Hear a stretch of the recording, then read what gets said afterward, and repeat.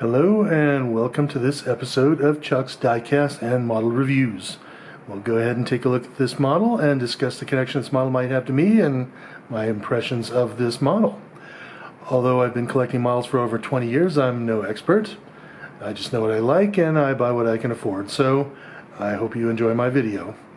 Let's go ahead and take a look at this 1/18 scale Porsche 914 from Revell.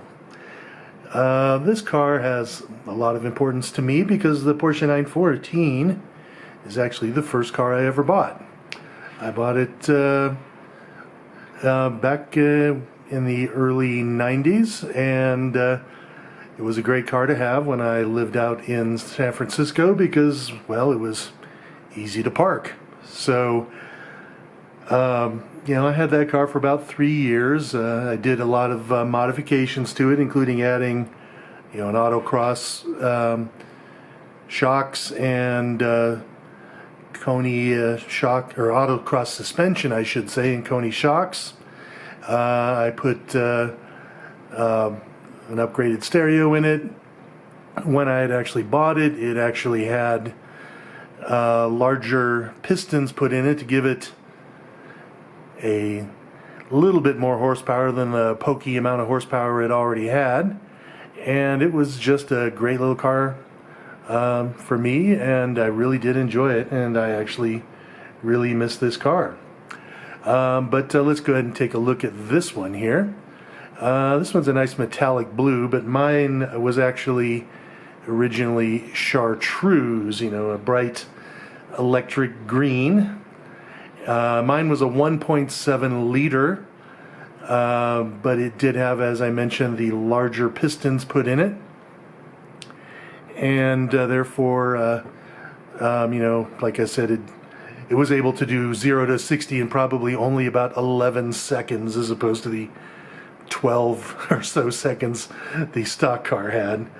But taking a look at this particular model, you can see that it actually is nicely detailed. It has the fog lights like mine did. It actually does have pop-up headlights, although they don't really seem to pop up. There we go. They don't seem to pop up as much as the actual car does, but that's kind of cool. And then it also does have an opening, what we call a frunk nowadays. This is a mid-engine car, so it does have the actually pretty roomy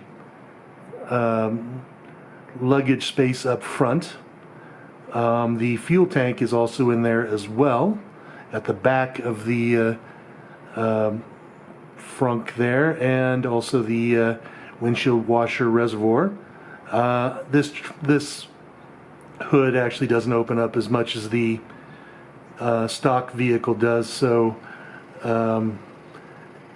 access to the fuel tank there would be kind of a pain if it only opened this far.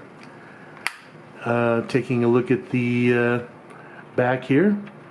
Now this one is a European version, so it has the European taillights, and notice also it says 914 Volkswagen Porsche as the logo on there.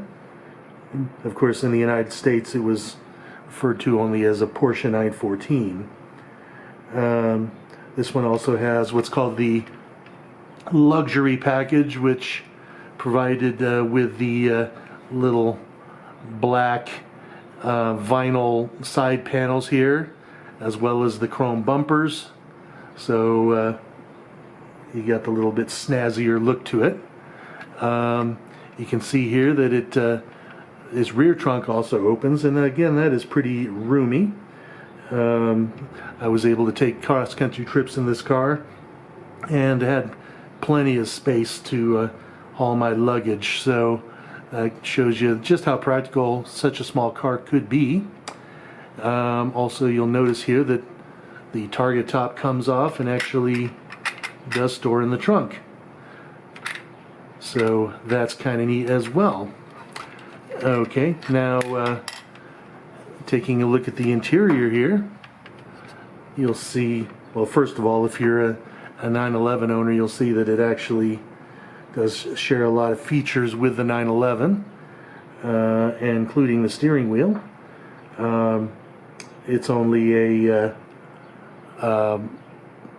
vinyl interior, not particularly luxurious like a modern car does have. And if you'll notice here, it also has 2 wing mirrors, something which my car did not. Apparently that must have been an option, you know, to make it that luxurious. It only had 1 driver's side mirror. You can see here access to the engine bay, and although it may not look like it, you actually were able to access the motor pretty easily here as well when you were working on the car also. Now when you take a look at the underside, you'll see the nice little detail there of the engine and transmission. Also, you can see the heat exchangers for the air-to-air heating system to try to attempt to keep you warm inside the engine or the passenger cavity. So anyway, you know, that is pretty much the entire vehicle here. And well, gosh, you know, other than that, I'm actually pretty happy with this model. I mean, it's nicely detailed for the price I got it for. I don't think I paid more than about $50 or $60 for this, and that was probably close to 20 years ago. And like I said, whenever I take a look at this vehicle, it certainly brings back a lot of memories for me. So I hope you enjoyed this video, and will like it, and please come back and take a look at my other videos when you get a chance. Have a great day.